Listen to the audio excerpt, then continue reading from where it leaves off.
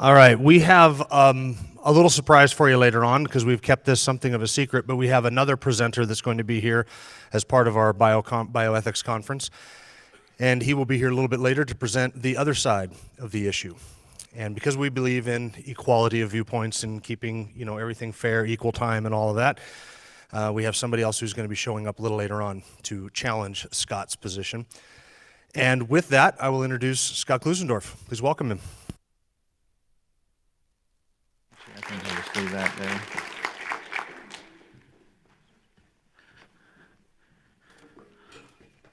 All of you will enjoy meeting my friend Dr. Zeke Diversity later this afternoon, so I want you to know he is a friend.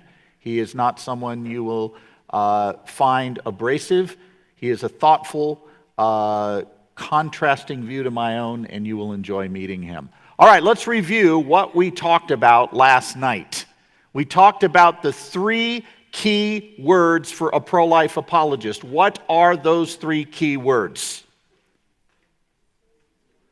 I heard some of you saying it. Shout it out loud if you know what it is. Syllogism. What's the second most important word? Syllogism. Anybody need to be told what the third one is?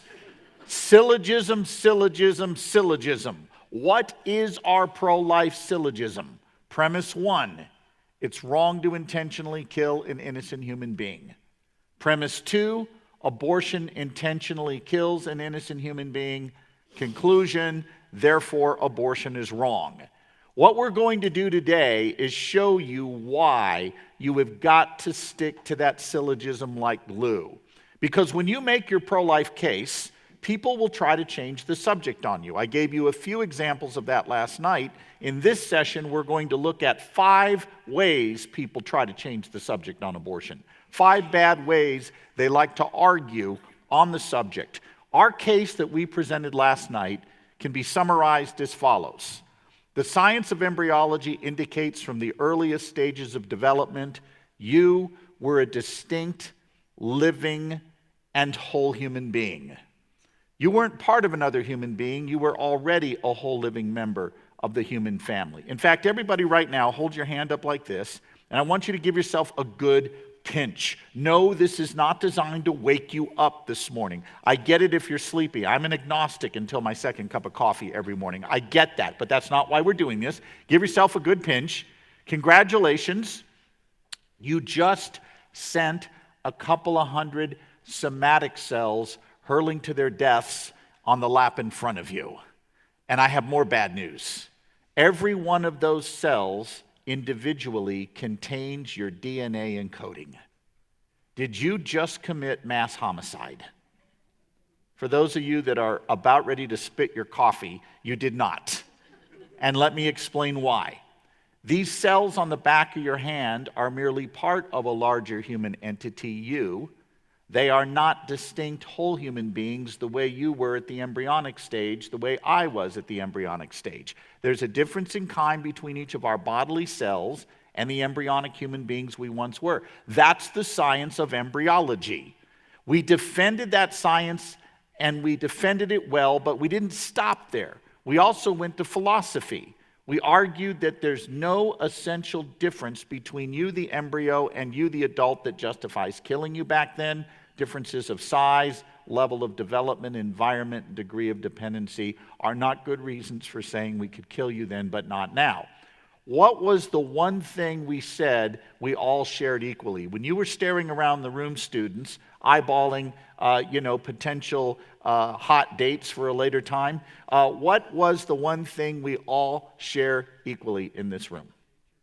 Human nature. That bears the image of who? God. We know that as Christians. That is the only true basis for equality. So that's a summary of what we argued last night. Now, you may remember we ended last night by talking about our favorite Aunt Betty from Boston. Do you remember that? She's eating her turkey and stuffing. She wants to know why you're pro-life, and she looks at you, and you have to give a 1-minute response to Aunt Betty. Let me review what that 1-minute response is, which, by the way, will be in the notes we're going to give you when this conference ends at 11 o'clock tonight. We'll have those available for you. That was a joke, an attempt to bond with my audience, and it went down faster than the Seahawks are going to go down this year. But moving right along. Pity me, I'm a Broncos fan. Anyway, moving right along. Aunt Betty looks at you. Why are you pro-life? Here's your 1-minute defense. Aunt Betty, I'm pro-life because it's wrong to intentionally kill innocent human beings. And the science of embryology says from the earliest stages of development, you were a distinct, living, and whole human being. You weren't part of another human being like skin cells on the back of my hand. You were already a whole living member of the human family, even though you had yet to grow and develop. And you know what else, Aunt Betty?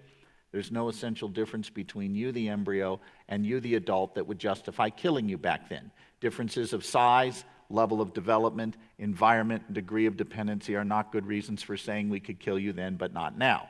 Now, we got that done in under a minute. We didn't cite any Bible verses, but we conveyed biblical truth. We put that pebble in her shoe. Now, of course, Aunt Betty is not going to fall to her knees at that moment and say, thank you for straightening out all my wrong thinking. She's typically going to respond to you one of 5 ways. And what we're going to look at in this session is 5 bad ways people argue. Because you don't have to memorize every objection to the pro-life view you're going to hear. If you can remember these 5 categories, you can almost always, not every time, but almost always, slot their objection into one of these 5 bad ways people argue and respond accordingly. So let's look at the first bad way they argue. They assume rather than argue. By the way, just to give you a preview of where we're going to look at how people assume rather than argue, how they attack rather than argue, how they assert rather than argue, how they confuse functioning as human with being human, and how they hide behind the hard cases. That's the roadmap of where we're going. Let's look at that first one. They assume rather than argue. You lay out your pro-life case. You make a case that the unborn are distinct, living, whole human beings. You defend it well with science and philosophy. And as sure as the day is long, you get done, and the person you're talking to says, well, if we outlaw abortion, women are going to die in the back alleys of America from dangerous coat hanger abortions. And their blood will be on you. You will be the one who drove them to the back alley, dangerous abortionist around the corner in the inner city, and their deaths will be on you. Now let's stop right there for a moment. What were our 3 key words for pro-life apologetics? Let's review them again. Syllogism, syllogism, syllogism. Let's go back to our syllogism. It's wrong to intentionally kill an innocent human being. Abortion does that, therefore it's wrong. Let's assume back alley abortions actually happened. In a minute, I'm going to argue it's a myth, but set it aside for a moment. Assume it's true. Does that fact refute our syllogism, yes or no? No. It's an attempt to change the subject. It's an appeal to pity that assumes the unborn aren't human. How do I know it assumes the unborn aren't human? Here's why. Because unless you assume the unborn aren't human, you know what this argument is really saying? Because some people die attempting to intentionally kill other innocent human beings, we ought to make it safe and legal for them to intentionally kill innocent human beings. Why should the law be faulted for making it more risky for one human to intentionally kill a completely innocent one? This is crazy thinking. It assumes the unborn are not human.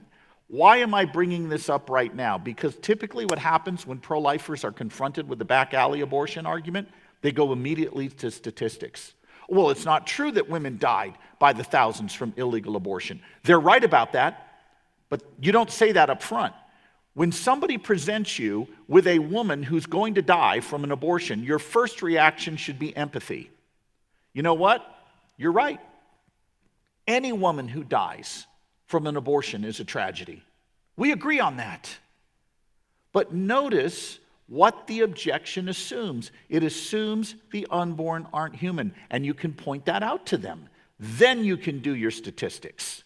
And your statistics, which all of you, I think, have probably been made aware of, indicate women did not die by the thousands or the hundreds of thousands prior to Roe v. Wade, prior to legalization. The typical argument, if you listen to Nancy Pelosi or anybody on the left these days, is that if we outlaw abortion, women will die by the millions like they did before abortion was made illegal. Well, did that happen in this country? Well, some women died, of course, no doubt. Some women did die. And pro-lifers who say that almost no women died from illegal abortion have not done their homework. Of course some women died from illegal abortion. The question is, how many, and what does that look like in light of where we are now? So let's look at not quotes from pro-lifers, but quotes from the other side that indicate women did not die by the thousands from illegal abortion each year prior to Roe v. Wade. So I'm going to cite for you 4 pro-abortion sources to make my case. By the way, little insider information here. Anytime you can quote the other side sources rather than pro-life sources, you will look more credible. And you should do it as often as you can.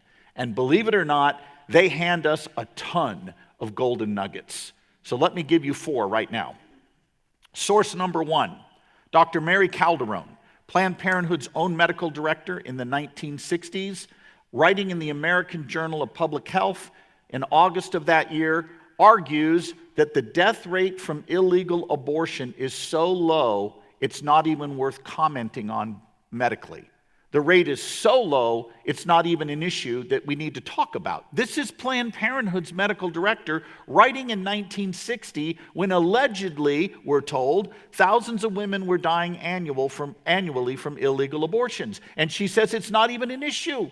Why? She tells us in the article. Point 1, the introduction of penicillin in the late 1940s made all surgical procedures safer, meaning women, men, nobody's dying from post-op infections the way they were prior to the widespread introduction of penicillin. Point number 2, why women weren't dying from illegal abortion. It wasn't guys with rusty coat hangers doing the abortion, says Calderon. It's doctors in good standing in their communities who simply skirt the law. It's not a rusty coat hanger dude. It's doctors, trained as such. And that's why the death rate is as low as it is. Then Mary Calderon says 90% of illegal abortions are done by these doctors. That's not a pro-life source. That's a pro-abortion source. Pro-abortion source number 2, Dr. Daniel Callahan, in his book Abortion Law, Morality, and Choice, a guy who supports abortion, argues that only 40,000 women a year of reproductive age die from all causes. It's crazy to claim 5,000 to 10,000 died from one cause, illegal abortion, a year. That just won't work. He says the realistic figure is at most maybe 500 women died, not 5,000, not 10,000. Third source, again, pro-abortion source. By the way, these will all be in your notes. Aren't you just anxious to get these notes so you can have these? Dr. Christopher Tietz, Planned Parenthood statistician in the early 70s, called the claim of 5,000 to 10,000 deaths a year unmitigated nonsense. That's his term, not mine. Fourth source, Dr. Bernard Nathanson, who co-founded NARAL, National Abortion Rights Action League, with Lawrence Slater, argues in his book Aborting America that he wrote at the time when he was not yet pro-life. In that book, he says that he and Larry Later made up the claim of 5,000 to 10,000 deaths a year out of thin air and sold it to a sympathetic press who ran with it, with no evidence. So you don't have to worry that the evidence is against you on this, but before you argue those statistics, you got to point out the main thing. We want to keep the main thing the main thing. The main thing is the argument assumes the unborn aren't human. The same is true with the argument about overpopulation. Have you heard this one? Why, if we don't have abortion, the world's going to run out of resources, and if we don't do something right away, we're going to be annihilated. We're going to die. Paul Ehrlich in the 1960s first argued that if we did not solve and reduce the world's population by 1980, the world was going to cease to exist as we know it.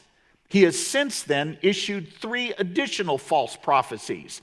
You know, the people on the left love to accuse religious people of having all these false dates, and you know, every time Harold Camping would forecast the end of the world, they throw that on us. The left has got people that are saying, wow, well, if we don't clean up the environment, we're all going to perish. If we don't get rid of overpopulation problem, we're all going to cease to exist as we know it. They're making dates all the time, and they're being proven false. But notice the real issue here. What does the argument for overpopulation assume? It assumes the unborn aren't human. Would anybody advocate killing 5-year-olds so we can have more to eat? By the way, if you really want to preserve scarce resources, why kill fetuses who aren't even eating yet? You know who you should kill? All the young dudes at this table over here. They eat more than anybody else. Right? Why are we killing fetuses who aren't even eating yet? Don't worry, guys, you're safe. The whole argument assumes the unborn aren't human. Trot out your toddler. I have a 2-year-old in front of me. His parents can't afford to feed him. They don't have enough resources. Would it be okay for them to eliminate their poverty problem by eliminating their toddler? What's the answer going to be? No, you can't do that. Your reply? Why not? Well, because he's a human being. You haven't forgotten already, have you? Honey, what'd you learn last night? If the unborn are human, like that toddler, should we kill them to preserve scarce resources any more than we kill a toddler? Well, that's different. The unborn aren't human, the toddler is. Well, you could be right about that, but you got to argue for it. You can't just assume it. It assumes the unborn are not human. By the way, just a little note. Why do countries suffer from scarce resources? It's not because they have too many people. In fact, in the West, we have just the opposite problem. We are not replacing our population at a fast enough rate. And meanwhile, Muslim populations, third world populations are having lots of kids. The Western world is not. In fact, Europe's birth rate has dropped to about 1.4 kid per family. They need to have 2.1 to just sustain their current level. Not grow, just sustain. The U.S. is, the last I saw, at about 1.9, which means we are actually going to be underpopulated rather than over as you look forward. So we're not suffering from this. What is the real cause of overpopulation, or rather scarce resources? Socialist governments who squash market economies. You know what the number one thing that has lifted people out of poverty? What do you think the number one thing is? It's not charity. It's not government programs. It's capitalism. Market economies, undergirded by the rule of law and with a moral foundation, do more to lift the poor out of poverty than any government program you've ever looked at. And yet, many people want to blame the unborn for there being scarce resources, okay? So second bad way people argue, they not only assume rather than argue, they attack rather than argue. I want you to pretend that somebody says to you, gravity is real.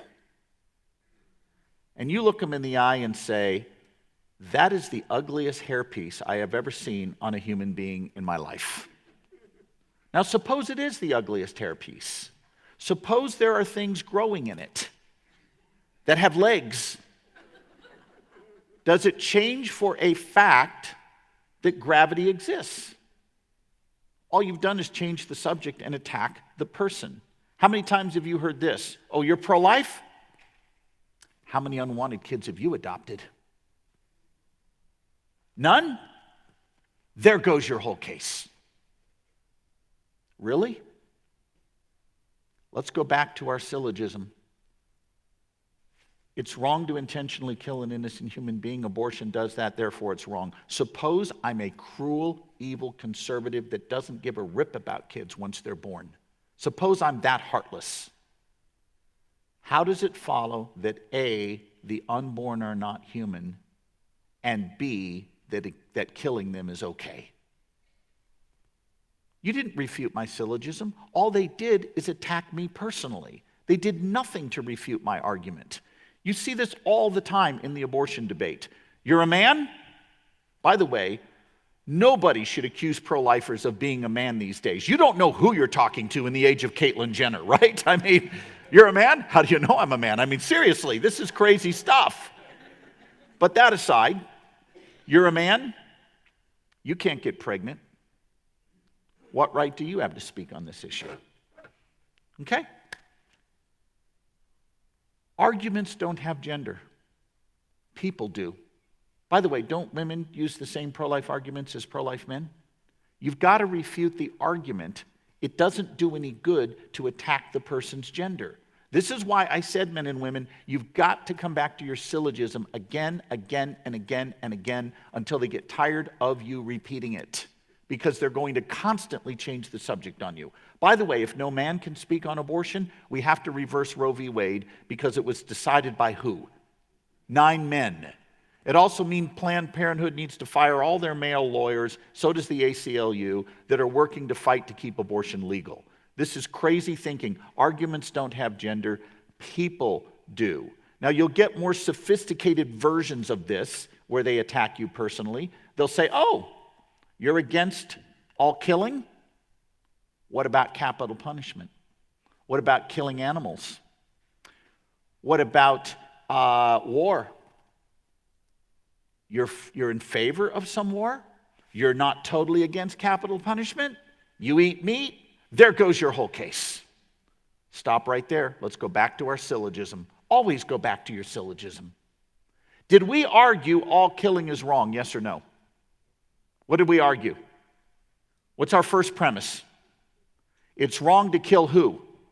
Intentionally kill an innocent human being. Is it possible that the death penalty does not involve intentionally killing an innocent human being? Well, of course, it's a different category. War could be justified. Therefore, it's not the intentional killing of an innocent human being. But even before you go there, notice what they've done.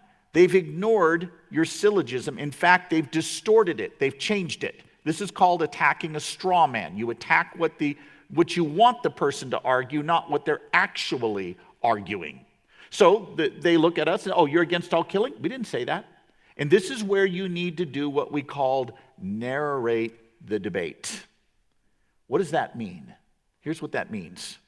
You explain to the person, remind them of what you just argued, why their objection does not answer what you actually argued, and repoint them to what you're really saying. That's called narrating the debate, and you're going to have to do that constantly in conversations with people. Remind them of the syllogism you just argued and get them back arguing the main thing. Now, I don't think pro-lifers are inconsistent, just so you know, because we may support some wars and may even support things like the death penalty. And this is where our Catholic friends have given us a very helpful distinction that many of their philosophers have advanced.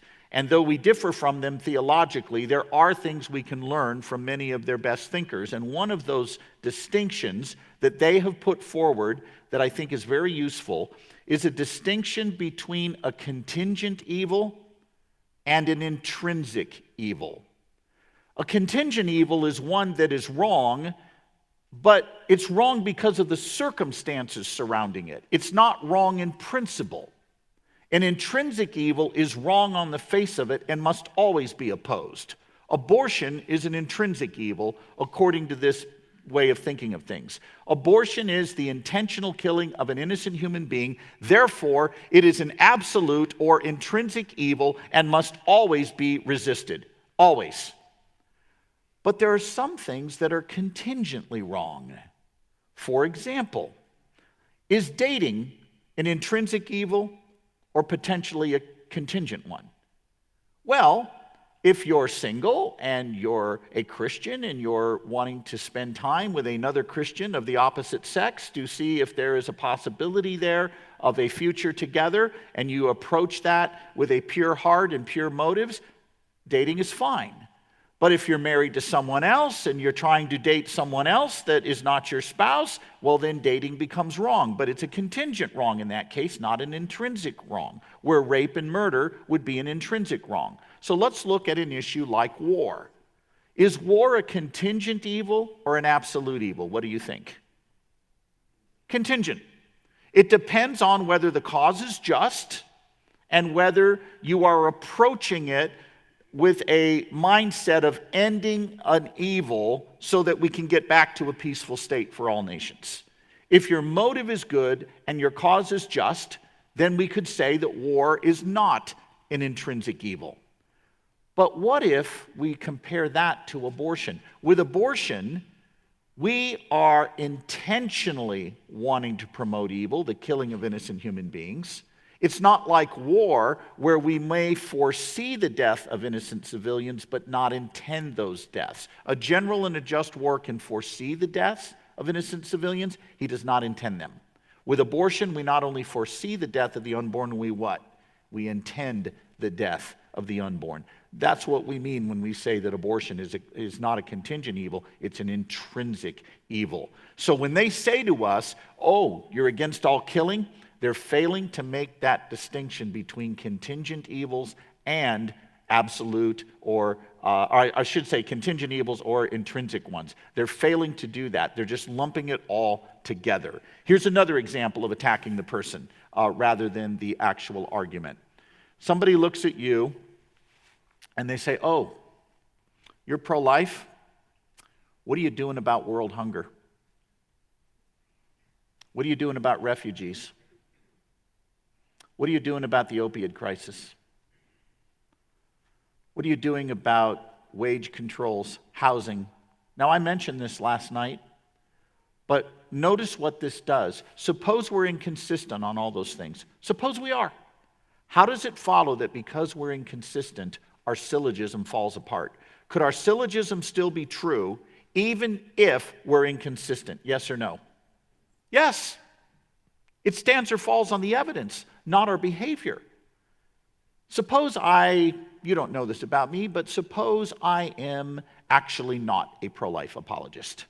I'm actually an abortionist. And 6 days a week, I perform abortions. On the 7th day, I show up and give pro-life apologetics presentations because I just like doing it. Could my arguments for the pro-life view still be true even if 6 days a week I lived utterly opposite of what I proclaimed?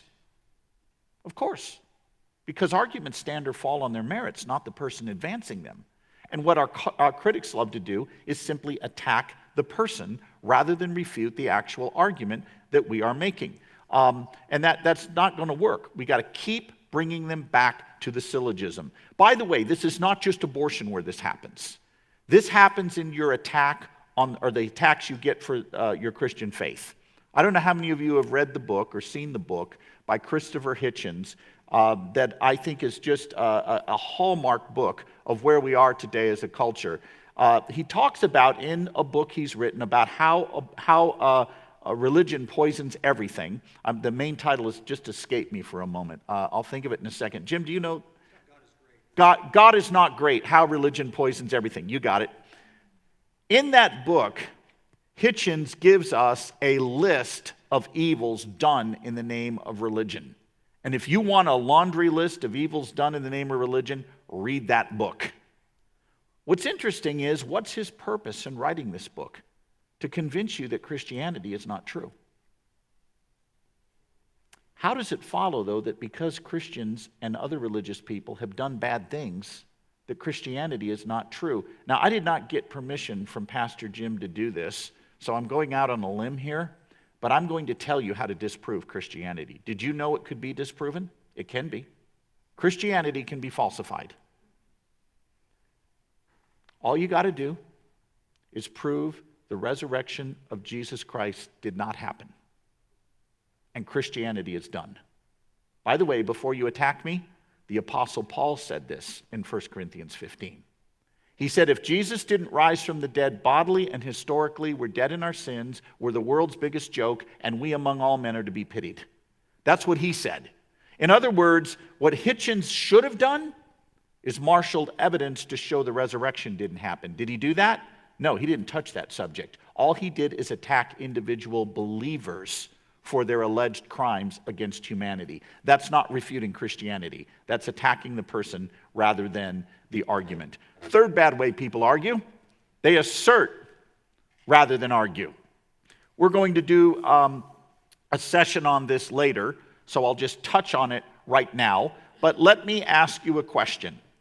Tell me if this is an argument or an assertion. Women have a right to choose, argument or assertion. Assertion because I gave you no what?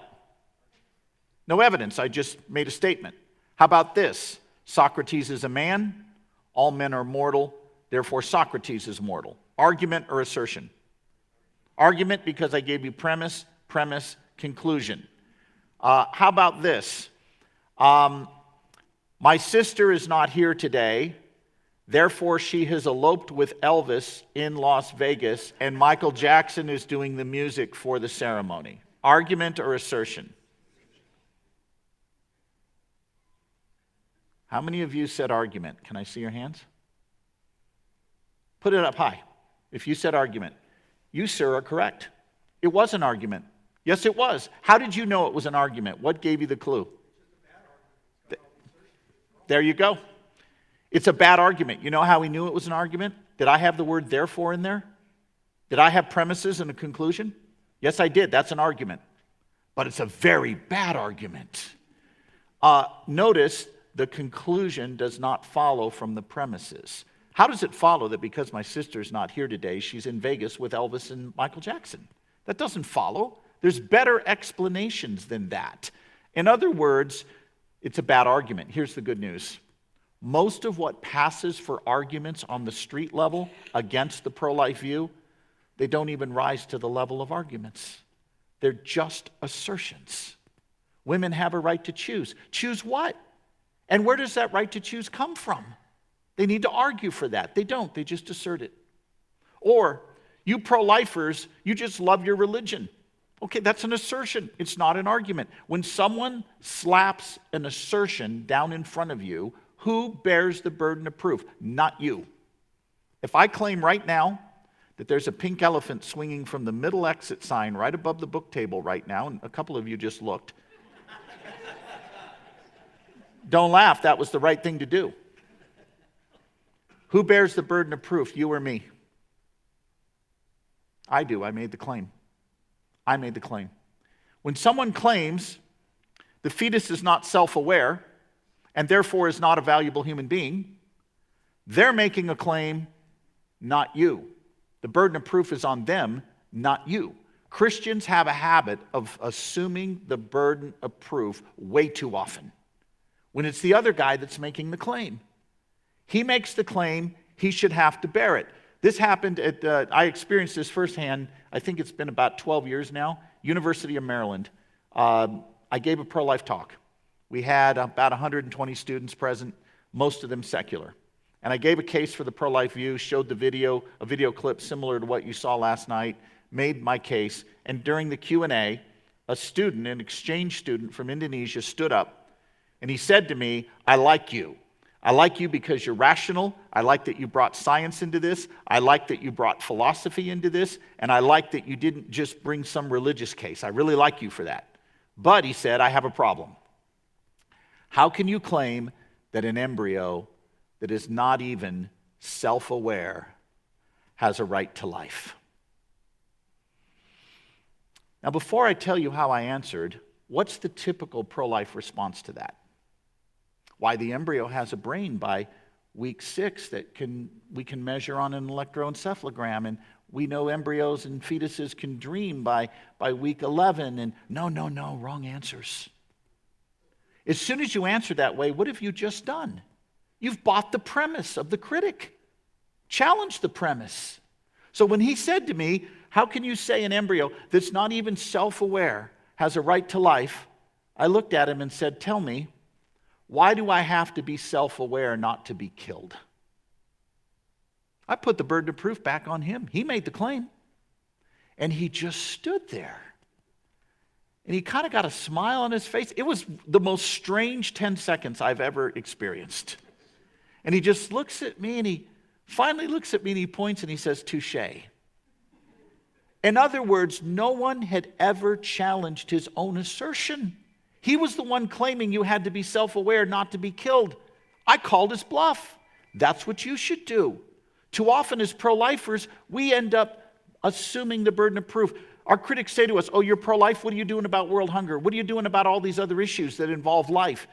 Instead of challenging the premise, we say, "Oh, well, we do care about these other things." Well, we do, but that's not the right answer at that moment. Look them in the eye and say, "Tell me, how does it follow that because I oppose the intentional killing of an innocent human being, I got to take responsibility for everything?" Make them defend their own claims. Put it back on them. Now, later today, we're going to do a session, and we're going to introduce you, that some of you are aware of this already, of Greg Koelkel's Columbo tactic. How you reverse the burden of proof. We're going to talk you through how that can work. But you need to be aware of why people love to change the subject and allegedly attack your syllogism with just assertions. They have not refuted anything at that point. They've just made claims. Fourth bad way people argue. They confuse functioning as a human with being a human. The argument goes like this.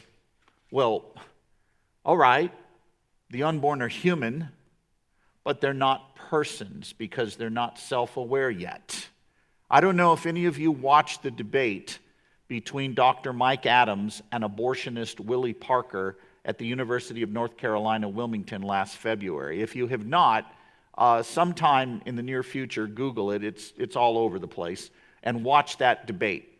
Willie Parker describes himself as a good Samaritan, the, quote, Christian abortionist. And he views his abortion work as, quote, a ministry, unquote, to poor women who need his services. And during the debate with Mike Adams, which, by the way, Adams absolutely crushed Willie Parker in this debate. It was almost embarrassing to watch how badly Parker got destroyed. But Parker tried one trick. He had one trick up his sleeve. He tried to claim that the question of when life begins is not the real issue. The real issue is personhood, and the fetus is not yet a person, though it is fully human. He said it's fully human, but it's not a person. Now, is that an argument or an assertion, just to get started? An assertion. Why should anybody believe there can be such a thing as a human that's not a person? Have you ever met a human that wasn't a person? Those of you with teenagers, keep your hands down, right? You've never met anybody like that. This is just an assertion. But I want to introduce you to the worldview idling behind that assertion. Because one of the things we mistakenly do as Christians, we fail to address the worldview that may be driving some of this. The worldview underneath that assertion that the unborn are human but not persons is a worldview known as body-self dualism. I'm going to throw out a big term right now, trusting that the coffee is kicking in, and don't worry, I'm going to explain this term. The term is philosophical anthropology. That sounds like a big word. Here's what it means. What makes humans valuable in the first place? That's all philosophical anthropology is addressing. What makes us valuable in the first place? What is our basis for rights, dignity? Philosophical anthropology is basically addressing the question, what does it mean to be human? And philosophical anthropology, as driven in our universities today, is undergirded by this worldview known as body-self dualism that goes like this. You are not your body in any sense of the word. Your body is just physical stuff, mere matter in motion. That's it. The real you, which is separate from your body, is your aims, your desires, your cognitive thinking, your self-awareness over time. That's the real you. But your body is completely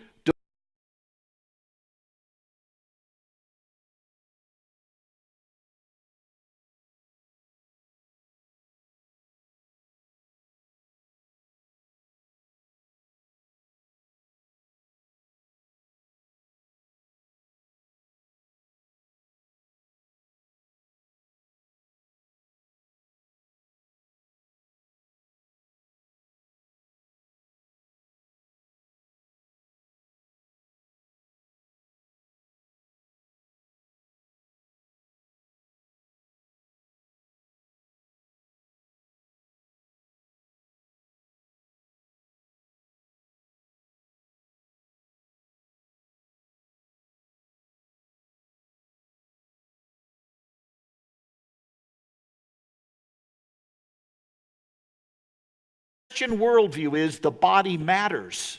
The body has intrinsic purposes. We're told that we are to give our bodies to God as a living sacrifice. We are to submit them to the obedience of Christ. We're to become more Christ-like in our bodily actions.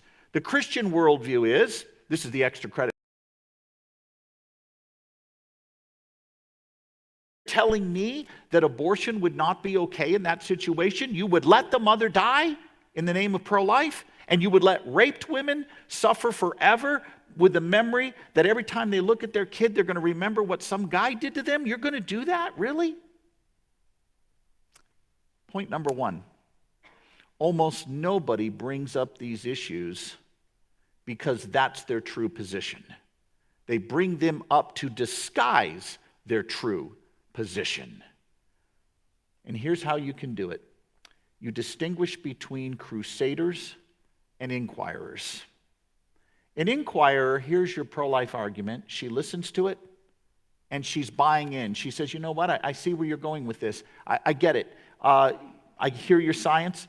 I hear your SLED acronym. I saw your video. You're right, abortion's a bad thing. I'm just struggling in my head to figure out how I would tell my 14-year-old niece, Abigail, if she got raped, she'd have to give birth. And I'm just having a hard time because I know that child would remind her of what she went through, and I'm just struggling with that. Okay, that's an inquirer. You're going to treat her very different than you're going to treat the crusader. The crusader has no interest in intellectual honesty. He just wants to use rape to make you look bad. And so he'll say things like this: you're pro-life, you're going to force this woman to go through being reminded of this all her life, and you call yourself a compassionate Christian? I'm going to treat him differently. Let's talk about the inquirer first. With the inquirer on the issue of rape, I'm going to, first of all, establish empathy. You know what? You're right. That woman who's been raped, she's going to suffer a lot. She has experienced a horrific tragedy. And you know what else? You're probably correct. In many cases, that child could remind her of what she went through for a long time. You're right about that. Don't do what some pro-lifers do when the issue of rape is brought up. They go immediately to statistics. Well, most women who get raped don't get pregnant. Totally wrong answer. You just got told about a woman who's been sexually assaulted. What should be your first answer? I agree with you. That's a horrific crime. Given you and I agree, you say to the inquirer, that this woman has suffered a terrible injustice, and given you and I agree that the child may in fact remind her of what she went through, how do you think a civil society should treat innocent human beings who remind us of a painful event? And let the question just hang there for a minute. How should a civil society treat innocent human beings who remind us of a painful event? Is it okay to kill them so we can feel better? In other words, does hardship justify homicide? If you wake up tomorrow morning and find a ton of garbage has been dropped on your front lawn, can you just scoop it over to your neighbor's yard to avoid having to deal with it?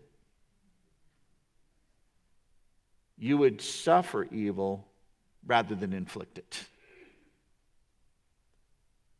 Because sometimes the right thing to do isn't the easy thing to do. Now, the inquirer is getting your drift. She's following your argument at this point. Maybe still struggling a bit emotionally, but she's at least seeing the moral logic that's in play. The crusader wants no part of this. He will look at you, and he will simply press the issue, call his bluff. So here's how I do it. I look him in the eye, and I say, you know what? For the sake of argument, I'm going to grant that we allow abortion in cases of rape. Not my position, but just for the sake of this discussion, let's grant that. Will you now join me in opposing all other abortions that have nothing to do with rape? What's his answer? No, women have a fundamental right to an abortion. Okay, let's define what that means. If a right is fundamental, there can be no infringement on it whatsoever. That means a woman has an absolute right to an abortion for any reason she wants. She doesn't want a female child, she wants a boy child, abortion's justified. Why don't you defend that position rather than hiding behind rape victims? In other words, I'm going to make him look extreme by calling his bluff. Now, there's one other tactic you can do. You can bring people back to the issue that really matters here, the status of the unborn. The question we began with last night, what is the unborn? About 6 years ago, flying from Detroit to Orlando, it was the middle of November. I was on my last flight of the year. I generally take a pretty hefty break between mid-November through the winter months to just kind of recoup.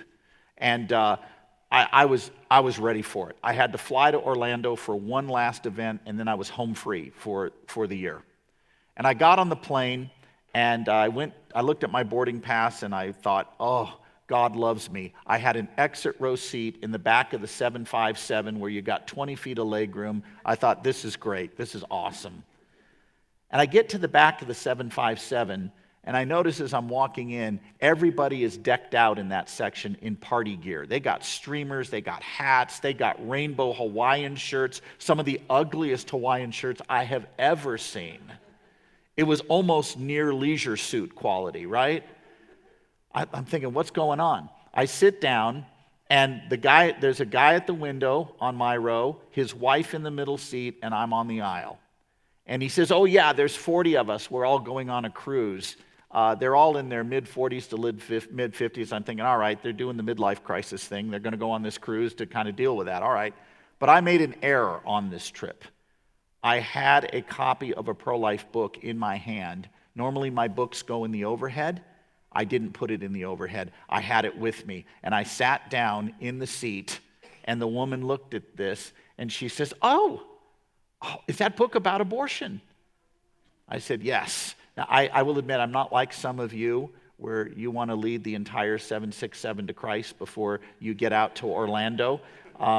I find it advantageous to be a Calvinist, Pastor Jim, and let God save wherever he wants on this ride while I take a nap. Thank you very much. How's that for a distortion of theology? Anyway,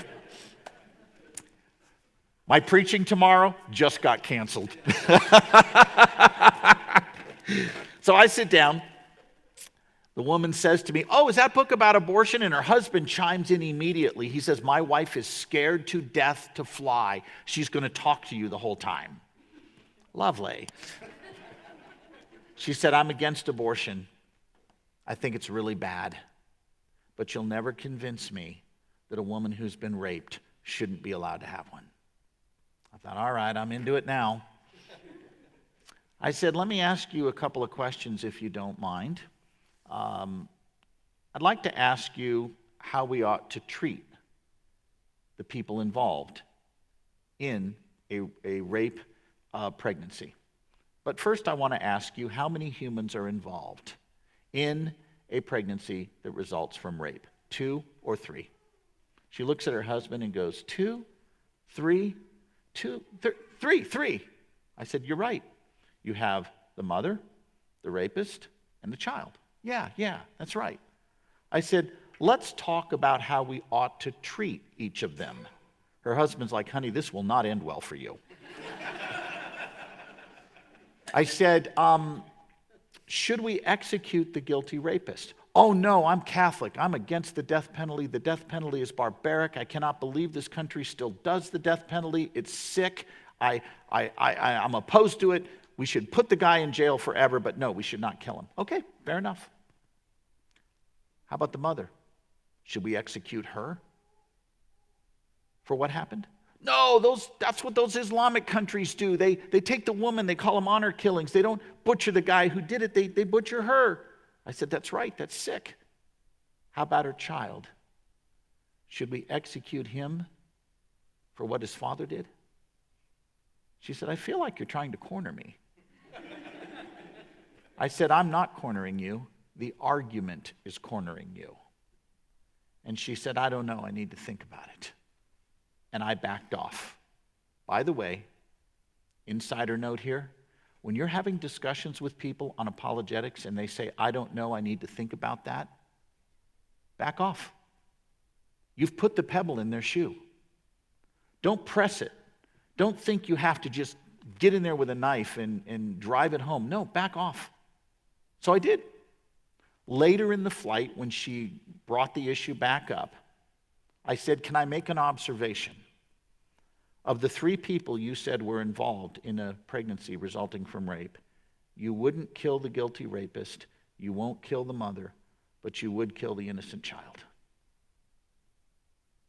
That's how you put a pebble in someone's shoe on these hard issues. So just to review this session, people love to change the subject by arguing 5 bad ways. They either assume, they either attack, they either assert, they hide behind hard cases, and they confuse functioning as a human with being a human. These are the 5 bad ways people tend to argue. We've got them written out in detail in the books, and we'll say more about them in the notes. But we're going to take a break right now for, is it 15 minutes? Is that correct? So for 15 minutes, load up on caffeine, load up on protein. If you eat carbs, thou shalt surely die. So, no, I'm kidding. Eat whatever you want. We'll see you in